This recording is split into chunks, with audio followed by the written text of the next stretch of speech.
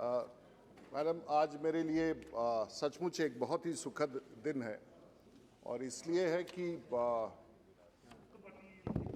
7 साल के बाद इसी सदन में जब देश के प्रधानमंत्री पहली बार जीत के आए थे तो मुझे प्राप्त हुआ था वो मौका राष्ट्रपति के अभिभाषण पर बोलने का। और 7 साल के बाद जब हम बोल रहे हैं तो 7 साल के बाद भी मुझे ऐसा महसूस हो रहा है कि एक गर्व महसूस हो रहा है। लेकिन इस दिन एक चीज और मैडम हम आपको याद दिलाना चाहेंगे कि एक बड़ा महत्वपूर्ण और देश के प्रथम राष्ट्रपति डॉक्टर राजेंद्र प्रसाद, जो कभी इसी सदन में खड़ा होकर के जब अभिभाषण हुआ होगा तो देश के पहले राष्ट्रपति ने सुनो, और खास करके कि वो बिहार से थे। Madam, I want order in the house, this is a complete disorder. सामने सामने हाँ, सामने मैडम, देखिए, तो मेरे लिए वो देखिए उधर। मेरे लिए एक सचमुच है कि जब 16 मई को 1952 में जब पहली बार पहला राष्ट्रपति का अभिभाषण हुआ होगा और उस समय डॉक्टर राजेंद्र प्रसाद जो छपरा की धरती से, सारण की धरती से, बिहार की धरती से आते थे, देश के पहले राष्ट्रपति थे, तो एक नमन के साथ और उसी परंपरा को लेकर के जब माननीय महामहिम ने अपना अभिभाषण दिया तो मैं देश के प्रथम राष्ट्रपति का वो पहला शब्द और पहला वाक्य बोलना चाहूँगा। और उस समय उन्होंने कहा था आज़ादी के बाद जब पहले भाषण में, भाग्य हमें बुला रहा है और यह हमारा काम है कि हम उसके निमंत्रण को स्वीकार करें। मैं तो ऐसा ही समझता हूं कि भाग्य ने देश को नरेंद्र मोदी जैसा प्रधानमंत्री दिया और आज हम बड़े कामयाबी के रास्ते पर चल रहे हैं। तो भाग्य ने बुलाया और देश को नरेंद्र मोदी की तरह एक प्रधानमंत्री दिया। शायद उनकी वाणी आज पूरी तरह से स्पष्ट दिख रही। हम सब जब भी सदन में खड़े होते हैं तो आखिर पूछते हैं, कांग्रेस के लोगों ने भी इस देश में राज किया, बाकी थोड़े बहुत लोगों ने और भी राज किया, तो आखिर भारतीय जनता पार्टी, हमारा लक्ष्य क्या है, हमारा सिद्धांत क्या है, हमारा मूल क्या है और किस नींव पर हम पर चलते हैं। तो उसमें मात्र 2 धरातल है और ये बहुत ही कोई जटिल विषय नहीं है जिस पर हम चर्चा करें, बड़ा ही सरल है। और जो 2 पिलर्स हैं, जो 2 खंभे हैं, वो क्या? एक हमारे सोच विचारक दीनदयाल उपाध्याय जी, और उन्होंने जो एकात्मा मानवता दर्शन के बारे में चर्चा की और वहां से उभर के निकला अंत्योदय। और अंत्योदय क्या है और हर के लक्ष्य में, हर भारतीय जनता पार्टी, हर राष्ट्रीय स्वयंसेवक संघ के कार्यकर्ता के लक्ष्य में क्या? गरीबों की उन्नति, किसानों की समृद्धि और युवाओं की चिंता। ये हमारा मूल रूप से देश को ले चलने का और देश के बारे में इंक्लूसिव रास्ता अपनाने का ये तरीका है। और दूसरा क्या था? डॉक्टर श्यामा प्रसाद मुखर्जी, जो हमारे दल के सबसे पहले अध्यक्ष बने, पश्चिम बंगाल से आते थे, वो राष्ट्रवाद। और इस 2 धाराओं पर, 2 पटरी पर हमारे सिद्धांत है, जो देश के प्रधानमंत्री और पिछले 50, 60, 70 साल में जो हमारे इस फिलॉसफी को विश्वास करने वाले लोग हैं ना, इस रास्ते पर चलते चलते। और हमने क्या अचीव किया?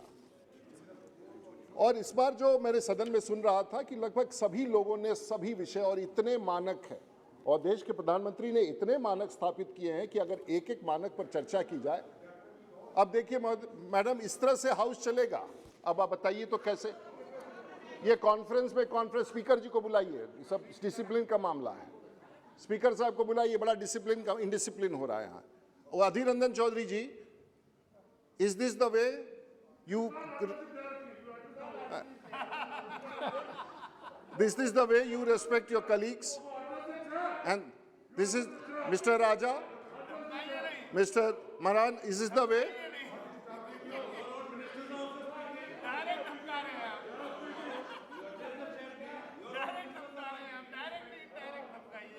You are a leader of the biggest party, which is very small now, so you must listen to us. Rudy ji इधर बोलिए, अपना इधर बोलिए। हम तो बोल ही रहे हैं लेकिन व्यवधान कर रहे हैं ना, छोड़ दिया जाए ना इनको, अपना बात बोलते हैं, ठीक है। और कई सारे सोशल फैक्टर्स के बारे में हम कहते हैं। मैं आपको दूसरे चित्र के रूप में देश के प्रधानमंत्री के सपना के बारे में बताऊं।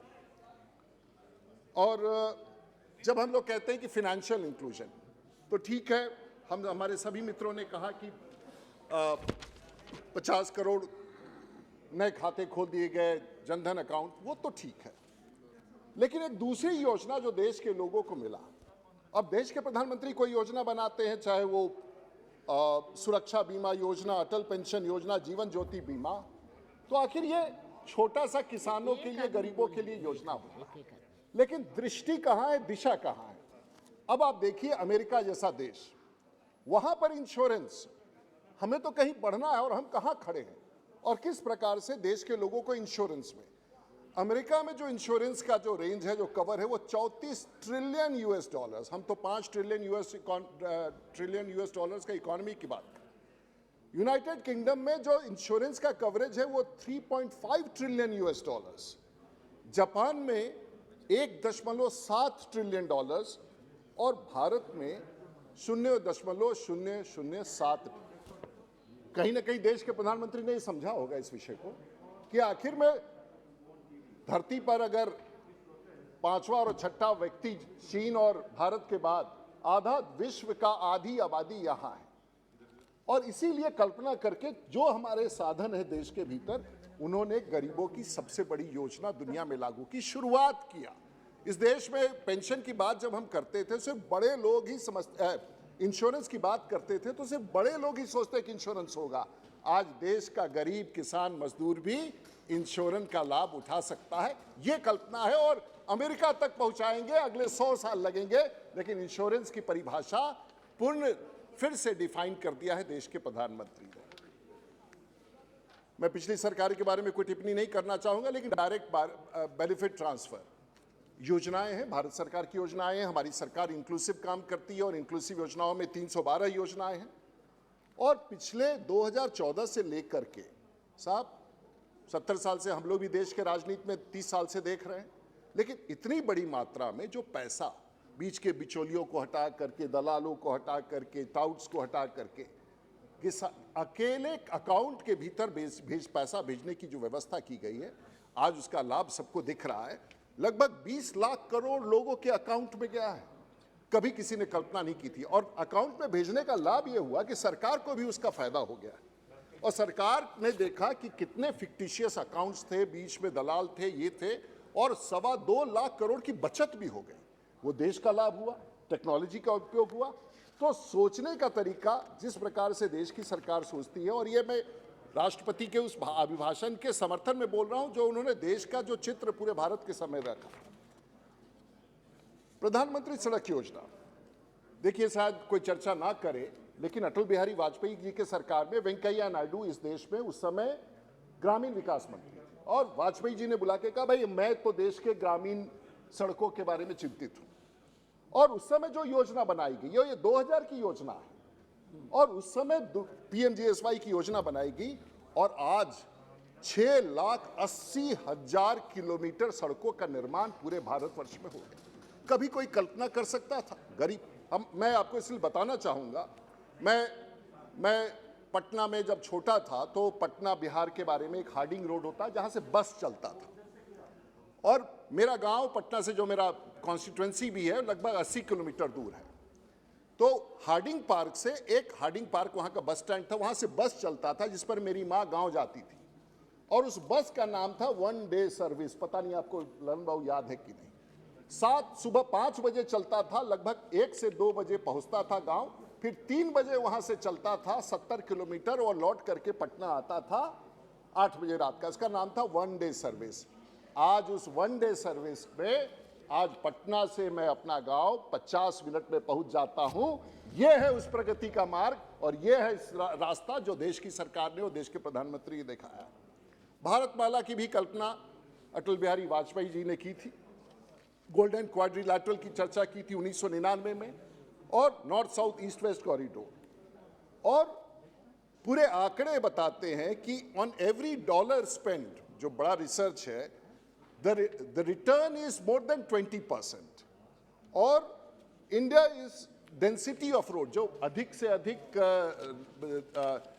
से अधिक जाल जो बिछा है दुनिया भर में, भारत का श्रेणी density of roads in India is more than Germany and France. अब किसी तो कभी तो ये कोई बोलता नहीं होगा, लेकिन देश के प्रधानमंत्री जानते हैं कि कहां कहां हमारा लक्ष्य है।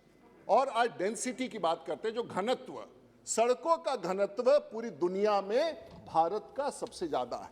यही उपलब्धि है, देश यही चाहता था, देश का यही सपना था।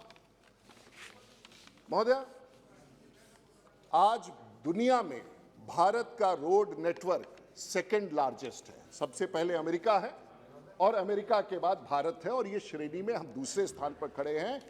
भारत में चाइना से भी हमारा सड़कों की दूरी, हमारी लंबाई ज्यादा है। ये कोई मानने के लिए तैयार नहीं है, लेकिन अगर कहना होगा तो चीन से ज्यादा आज भारत की सड़कों की लंबाई है। अमेरिका का 67 लाख किलोमीटर है अगर सड़कों का दूरी, तो भारत उससे सिर्फ 5 लाख किलोमीटर कम है, 62 लाख किलोमीटर, और चाइना मात्र 51 लाख किलोमीटर है। यही तो उपलब्धि है, यही तो सपना है, यही तो देश के लोगों ने आजादी के बाद मांगा था। एक उल्लेख करना चाहूंगा, अमेरिका के बारे में कहते हैं सचमुच सबसे बड़ा देश है, सबसे रिचेस्ट देश है, सबसे अमीर देश है, और वहां के राष्ट्रपति ने एक बार कहा था, जॉन एफ कैनेडी ने, और ये सब लोग कहते हैं और हमको इसको बार बार दोहराना चाहिए। उन्होंने कहा था कि America does not have good roads because it is rich, America is rich because it has good roads. यही तो सेंटेंस है। शायद ये कहीं ना कहीं ऐसे स्टेट्समैन, ऐसे पॉलिटिशियंस, ऐसे लोगों का जो स्टेटमेंट है हमारे दिल में, और शायद हमारी सरकार भी इस, चाहे अटल बिहारी वाजपेयी जी उस समय हो या वर्तमान के प्रधानमंत्री जी हो, वो उस लक्ष्य को प्राप्त करने के लिए चलते हैं। महोदया, स्मार्ट सिटीज, अब लोगों ने कहा कि भाई स्मार्ट सिटीज, हम तो कहते हैं कि नाला बना दो, ये कर दो, वो कर दो। बिहार सरकार भी लगी रहती है, हम सब लोग रहते हैं, ललन जी भी, हम लोग सब लोग स्मार्ट सिटीज। लेकिन देश के प्रधानमंत्री जब स्मार्ट सिटीज की बात करते हैं तो उल्लेख क्या है? स्मार्ट सिटी का मतलब कोई स्मार्ट थोड़ी ना हो जाता है कपड़ा पतलून पहन करके। स्मार्ट सिटी की तुलना हम करते हैं उन देश के उन स्थानों से, न्यूयॉर्क में। न्यूयॉर्क के लोगों का जो एसेट्स है, लोग का, सरकार का नहीं महोदया, लोग का, न्यूयॉर्क के लोगों का एसेट्स कह दीजिए, गाड़ी, घोड़ा, घर, मकान, दुकान, वो $3 ट्रिलियन है। और उसके बाद लंदन का शहर का 2.7 ट्रिलियन $, टोक्यो का 2.5 ट्रिलियन $, मुंबई का 0. भारत में अगर सबसे समृद्ध माना जा रहा है किसी भी शहर को, वो है मुंबई। और मुंबई आपका शहर, आपके राजधानी का शहर, मुंबई में 0.95 ट्रिलियन। अब मुंबई जाने के लिए हमारे बिहार से भी गरीब जाके वहां मजदूरी करते हैं, वहां चौकीदारी करते हैं, वहां आखिर ईज ऑफ लाइफ जिस जगह पर इसकी व्यवस्था होती है। अब Mumbai accounts for 6% of the Indian economy. अब बताइए तो साहब, ये तो सोचना है। देश के प्रधानमंत्री जी ने जरूर सोचा होगा कि देश भर में स्मार्ट सिटीज बनाओ, कभी तो शुरुआत करो देश में कि सिटी स्मार्ट हो, वहां के लोगों की आय बढ़ी, वहां का इनकम बढ़े। और आज मुंबई में देश का 30% of income tax is from Mumbai and 60% of the custom duties from Mumbai. 35 हो गया, चलिए ठीक है। तो आखिर ऐसा क्यों हुआ? एक शहर में क्या होना चाहिए? पब्लिक ट्रांसपोर्ट होना चाहिए, मेट्रो होना चाहिए, पावर होना चाहिए, कोर बैंकिंग होना चाहिए, कमर्शियल हब होना चाहिए, शिक्षा होना चाहिए, एंटरटेनमेंट होना चाहिए, हॉस्पिटैलिटी हो। अरे भाई तो सुनो यार, अपने तो किए नहीं, कुछ किए नहीं 30-35 साल में, तो आप क्या सुनोगे? टूरिज्म, हेल्थ केयर, एक रेसिपी होता है शहर का। और इसी तरह से जब संरचना बनेगा किसी शहर का, तो निश्चित रूप से आने वाले दिनों में उस शहर के लोगों का भी कल्याण होगा और उस राज्य का भी कल्याण होगा। महोदया, अगर विषय को आगे लेके चलते हैं, भारत में अगर फास्टेस्ट ग्रोइंग सिटीज अब तैयार तो हो रहा है भारत में। अब हमको छपरा को भी करना है, हमको आरा को भी करना है, हमको भोजपुर को भी करना है, हमको औरंगाबाद को भी करना है, हमको पटना को भी बढ़ाना है। आज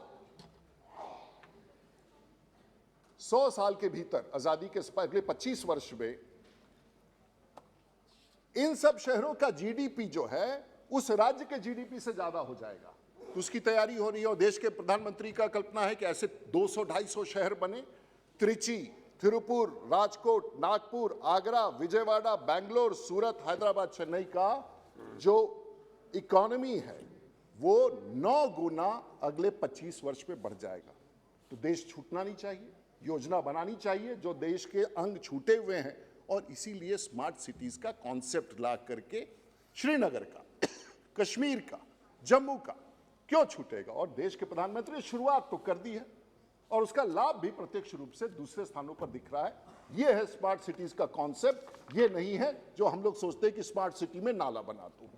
सोलर अलायंस, मैं सोचा करता था, मैं एक कमिटी में था, डॉक्टर संजय जायसवाल नहीं उसका, और मुझे भी ये बात समझ में आया देश के प्रधान। लेकिन साहब एक विषय, कभी भी जब हम लोग बचपन में देखते थे तो कोई वायरलेस लेके जाता था तो हम लोग को लगता था कि सिपाही बड़ा ताकतवर आदमी है, इसके पास वायरलेस है।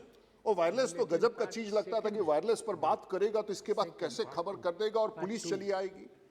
और आज तो जमाना आ गया कि हर के हाथ में वायरलेस है और वो ताकत है। लेकिन उस समय कभी कोई कल्पना नहीं करना होता कि बिना तार का भी हम लोग पूरी दुनिया में बात कर लेंगे और अभी सब New York, Chicago, Latin America, sao paulo कहीं भी बात कर सकते हैं। तो देश के प्रधानमंत्री जी ने एक बहुत बड़ी, हम नहीं रहेंगे, हम में से शायद कोई नहीं रहेगा जब ये सपना आएगा, लेकिन सपना तो उन्होंने देखा और सपना की शुरुआत तो की।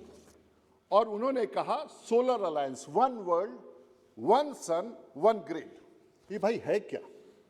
ये आने वाले पीढ़ी के लिए आज से 100 साल, 200 साल, 300 साल बाद शायद सदन में कभी इस रिकॉर्ड को कोई निकाल के देखेगा तो कहेगा कि देश के प्रधानमंत्री ने एक सपना देखा था, सोलर अलायंस। तो ये है क्या भाई?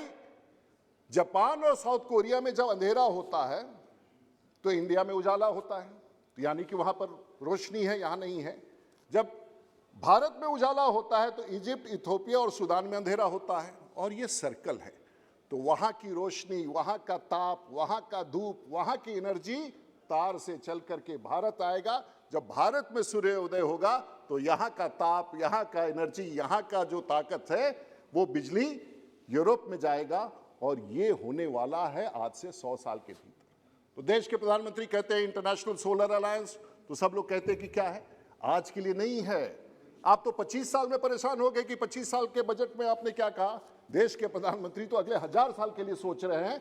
इस तरह से सोचिए, कोई देश का नेता अगर बड़ा सोचता है तो थोड़ा कभी कभी साथ चल करके इस बड़ी योजनाओं के बारे में, और हम और आप उस समय नहीं रहेंगे, लेकिन 100 और 1000 साल की योजना भी अगर कोई देश का प्रधानमंत्री, कोई देश का नेता अगर यहाँ खड़ा होकर कहता है तो थोड़े क्षण के लिए हम सबको रुक करके उसका सलाम करना चाहिए। आगे बढ़ते हैं महोदय, इंटरनेट के बारे में। और मैं बहुत ही पर्सनल एक्सपीरियंस आपसे शेयर करूँगा, शायद उस बच्ची से आपका परिचय भी। भारत नेट गांव-गांव में थोड़ा बहुत कमी है, मैं जानता हूं, नेट वाले में इश्यू में बहुत सारा है। अब वो 2014 के पहले कैसे शुरू हुआ, पहले हुआ कि भाई तार बिछा देना है, खरीदार कोई है ही नहीं, घर घर में पाइप लगा देना है, पानी का नलका नहीं लगाना, ऐसी योजना थी। उसको सुधार करते करते करते आज देश के 6 लाख गाँव में इंटरनेट पहुँचाने की, अभी बहुत बड़ा काम नहीं हो पाया। लेकिन देश ने यह भी तय किया है प्रधानमंत्री कि अब 5G होगा। भाई ये 5G क्या करेगा? ऐसा क्या है जो 5G करने के बाद देश में परिवर्तन आ जाएगा? और मैं एक छोटा सा उदाहरण देता हूँ साहब, हमें तो, मेरे पास कोई बिजनेस उजनेस नहीं है महोदय, मैं तो पार्लियामेंट का और फिर दोस्त मित्र जो अपने हैं और अपना जो खेती होती है उसी से काम चलता है। और अवैतनिक पायलट भी हूँ सिंधिया साहब, अवैतनिक पायलट भी हूँ, क्योंकि लाइसेंस जिंदा रखना है। लाइसेंस पता नहीं पार्लियामेंट से कभी बाहर चला गया तो फिर वो लाइसेंस को जिंदा रखना है। फारूक साहब भी एक दिन मेरे वरिष्ठ पैसेंजर थे जब मैं अभी लेके जा रहा था। मैं भी आ रहा था। अभी असल बात तो मैं आ रहे तो असल बात तो आ रही है। मैं आपको उदाहरण दे रहा हूँ, चलिए बहुत प्रैक्टिकल बात। अभी अच्छा, आपको ठीक नहीं लग रहा है मेरा बात? ठीक, मेरे पास मेरी बेटी आई, छोटी सी है, 20 साल की। एक तो सुनिए, छोड़ दीजिए। और इंटरनेट और इसकी ताकत देखिए। तो उसने कहा कि साहब बाबा ये मेरा इंस्टाग्राम का रीच है। तो उसने कहा, पहले आके कहा 5 लाख, फिर 10 लाख, फिर कहा कि 20 लाख, फिर कहा 30 लाख, 2 दिन के बाद कहा 40 लाख। और आप अनुमान नहीं लगा सकते हैं, 8 दिन के भीतर इंस्टाग्राम पर मेरी बेटी का रीच 2 करोड़ हो गया। अब मुझे लगा कि इतने दिन से पॉलिटिक्स कर रहे, इतना भाषण दे रहे हैं, लेकिन उसका लाभ क्या हुआ? छोड़िए उसके रीच का क्या है। आज घर बैठे हुए, मेरा तो कहीं कुछ आसपास नहीं, घर बैठे महोदय, वो इंटरनेट में देश के तमाम बच्चों को कह रहे हैं, घर बैठे वो कुछ होता है, मुझे नहीं समझ में आता, micro influencer. Now she has become a micro influencer और महीने में 2.5 से 3 लाख रुपया वो कमा रही है घर बैठ करके, और हमारा सैलरी 1.25 लाख रुपया भी नहीं पार कर रहा। तो ये है इसकी ताकत। और देश के प्रधानमंत्री ऐसे ही अपॉर्चुनिटी के जो भी करें गेमिंग पर, गेमिंग के बारे में महोदय सुनिए, इस बात हम बहुत पढ़ पुढ़ के बता रहे हैं यूट्यूब के बारे में। आज यूट्यूब में क्या हो रहा है? देश के प्रधानमंत्री ने कहा कि भाई कमाई करवाएंगे, लोग कहते हैं डबलिंग ऑफ द वो एक एक कोई भी ऐसा पैकेज देश को नहीं छोड़ रहे जो हर तरीके से कह रहे कि तुम बढ़ो तुम बढ़ो तुम बढ़ो। अब यूट्यूब पर कोई आदमी डालता है कुकिंग का, कोई मेकअप का, कोई इंस्ट्रूमेंट का क्लासेस चलाता है, कोई कॉमेडी का करता है, कोई एडवर्टीजमेंट्स का करता है, और गेमिंग जो देश के प्रधानमंत्री ने इस बार बजट में, निर्मला जी ने कहा, गेमिंग का बिजनेस और उसका जो सॉफ्टवेयर बनाना है, भारत अगर हब हो गया तो अकेले पूरा भारत का इकोनॉमी वही संभाल देगा। That would be 1.4 billion US dollars. दे दीजिए इनको इंटरनेट, दे दीजिए वो तार, दे दीजिए वो सॉफ्टवेयर गांव-गांव तक, और देखिए भारत की बुद्धिमत्ता, भारत की बुद्धि दुनिया में कैसे आपने आपको। तो देश के प्रधानमंत्री तो नहीं रहने के बाद की स्थिति की भी तैयारी देश को करा रहे हैं। अब आप देख लीजिए क्यों। फेसबुक जो एक क्वार्टर का रेवेन्यू, उसका इस क्वार्टर का रेवेन्यू 34 बिलियन US डॉलर्स। अब अगर ये ताकत है, तार की ये ताकत है, इंटरनेट की ये ताकत है, तो देश के प्रधानमंत्री ठीक ही कह रहे हैं ना कि 6 लाख गांवों तक इंटरनेट पहुंचाओ, देश की आमदनी वहां से निकलेगी। हमारे पावर मिनिस्टर साहब बैठे हुए इलेक्ट्रिसिटी के मामले में महोदया बिहार में, और ललन जी एकदम ठीक बात कह रहे थे, एक समय था कि घर में कोई स्विच ऑफ करके नहीं जाता था, उसको पता नहीं था कि कब बिजली आ जाएगा बिहार में। आज कोई गलती से स्विच ऑन करके नहीं छोड़ता है हमारी बिहार में, इसलिए कि बिजली आ जाएगा तो मीटर से। और छपरा में आज मैं दावे के साथ कहता हूं कि सारण में हमारा पीक कंजम्पशन 180 मेगावाट है, जो बहुत सारे शहरों का, जबकि हमारे यहाँ उद्योग नहीं है। जो ललन जी कह रहे थे सही कह रहे थे, कई सारे कारण हैं, लेकिन बिजली तो हमने गांव-गांव तक पहुंचा दिया है। अब इसके बाद अब हमारे यहाँ ग्रिड है। अब देखिए सोचने का तरीका, एक रसूलपुर ग्रिड है। अब बिजली के लिए हमको कहीं कांटी और बरौनी की चिंता नहीं कर। हमारे यहाँ जो बिजली आता है, महाराष्ट्र आपका राज्य है, गर्व है उस राज्य पर, 42,000 मेगावाट बना रहा है, गुजरात 41,000 बना रहा है, तमिलनाडु 35,000, उत्तर प्रदेश 30,000 करना। भाई हम तो वहां से, मेरे घर में जो बिजली चल रहा है, हो सकता है महाराष्ट्र का हो सकता है कर्नाटक का हो सकता है उत्तर प्रदेश का हो सकता है तमिलनाडु का हो। ये तो है देश। राजा साहब के प्रांत से बिजली वहां से निकली और अमनौर के और छपरा के और रसूलपुर के ग्रिड में आकर के हमारे गांव तक पहुंचा। तो यही तो नेशनल इंटीग्रेशन है। इसी प्रकार से तो बिजली पहुंच रहा है। तो देश प्रगति कर रहा है। और ग्रिड पर आपने कितना आर.के. सिंह साहब देश की सरकार ने खर्च किया, वो दिखाई तो देगा नहीं, लेकिन आपके घर में जो बिजली 24 घंटा जल रहा है, वो एक बहुत बड़ी उपलब्धि है। क्लाइमेट चेंज के बारे में एक विषय के बारे में आना चाहते हैं। प्रधानमंत्री जी ने क्या कहा कि अब पेरिस एग्रीमेंट, मेरा ये विषय है, मैं वर्षों से इस विषय पर चर्चा करता हूं। पॉल्यूटर्स पे अब एक तरफ बिजली का उत्पादन की हम लोग बात कर रहे हैं महोदया, पॉल्यूटर्स पे यानी कि जो सबसे ज्यादा कार्बन उत्सर्जन करेगा, अमेरिका सबसे ज्यादा कर रहा है। और आज देश की राजनीति को देश के प्रधानमंत्री ने उस पर रोक लगा दिया। COP26 में भूपेंद्र यादव गए, कोई भी गया, रोक लगा दिया। कहा साहब आप कह रहे हैं देश को मिटिगेशन करना चाहिए, यानी कि पेड़ लगाओ, कार्बन सिंक करो, ग्रीन हाउस इफेक्ट कम करो। देश के प्रधानमंत्री क्या कर रहे हैं, राष्ट्रपति जी क्या कर रहे हैं, हमें एडाप्टेशन करना है, हमें तो पावर की जरूरत है, आने वाले 40-50 साल में हमको कोयले की जरूरत है, हम क्यों कम करेंगे, हम तो ग्रीन एनर्जी लाएंगे, लेकिन हमारी जरूरत जो सस्टेनेबिलिटी है उसको आप कैसे कम करना चाहते हैं महोदया। और इसीलिए कहा जाता है कि नीतियां, अभी तो 1-2 विषय छूट गया महोदय, आपको खत्म करने दीजिए ना इसको। अब मैं बहुत सारा पन्ना छोड़ दे रहा हूं, अब मैं छोड़ दे रहा हूं, मैं एक छोटा सा विषय पर आना चाहता हूं। अब महोदया रहुआ भोजपुरी तो जानीला कुछ कुछ, काल हम थोड़ा चिंतित हो गई नहीं, अब से पूछी रहुआ का है। बहुत अच्छा बोल रहे हैं। क्या है ना कि कई बार दिन भर बोलने के लिए दे देंगे अब हमारे एक वरिष्ठ नेता कल कुछ बोल के गए सदन के भीतर, अब हमको समझ में नहीं आता है कि अब हमरा बुझाते नहीं खे। अब उन्होंने कहा कि कौन इंडिया, तो क्या इंडिया, तो अमीर तो गरीब। अब हम लोग ये कहना चाह रहे हैं India versus Bharat, rich India and poor India, India and Bharat.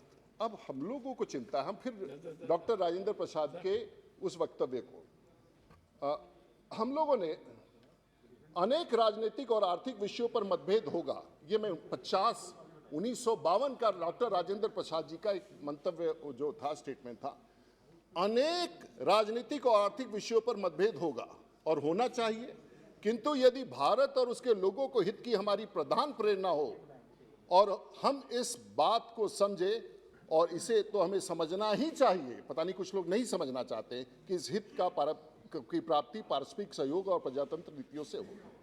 मैं सदन में एक वरिष्ठ नेता ने कल कुछ टिप्पणी की, अब हम लोग ये नहीं कहना चाहते हैं, लेकिन उन्होंने कहा कि भाई रिपब्लिक डे पर कोई गेस्ट ही नहीं आया। अब इनको पता नहीं कोविड का अभाव है कि नहीं, जो हमारे सेंट्रल एशियन रिपब्लिक्स के 5 लोग आने वाले थे, अगले दिन ही देश के प्रधानमंत्री ने उनके साथ वर्चुअल कॉन्फ्रेंस किया।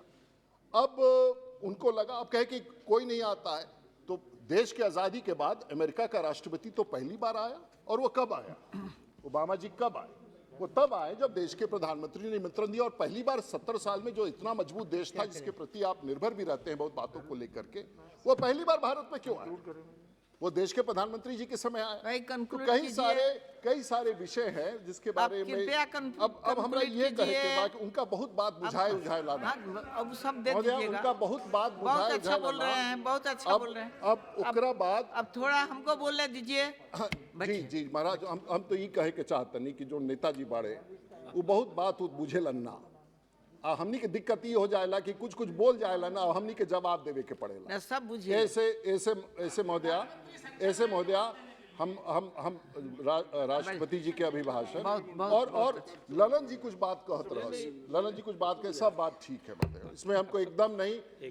बिहार के मुख्यमंत्री अच्छा काम कर रहे हैं, ललन जी राष्ट्रीय अध्यक्ष उस पार्टी के, वो भी बहुत अच्छा काम कर रहे हैं। खाली बोले हैं कि हवाई अड्डा जो बनना चाहिए, वो बिहार में एक भी ऐसा हवाई अड्डा नहीं है, ग्रीनफील्ड प्रोजेक्ट नहीं है। अब देखिए योगी जी ने उत्तर प्रदेश में 5 आप बैठ जाइए, अब बिहार में हम लोग को एक आप बैठिए, अब हो गया, अब हो गया, बहुत हो जाता है गया। आपका टाइम से ओवर टाइम दे हो दिए। जाता है ना बिहार के विकास। माननीय सदस्यगण, थोड़ा सा बिहार के बारे में माननीय सदस्यगण, आप भी बिहार के हैं मैडम, अब विदेश घूम लिए। अब बिहार को, बिहार के बारे में राजीव प्रताप जी करना जरूरी है। अब विदेश घूम लिए। तेलंगाना के मित्र हमारे एक सेकंड हमको बोल लेना दीजिए, बैठिए।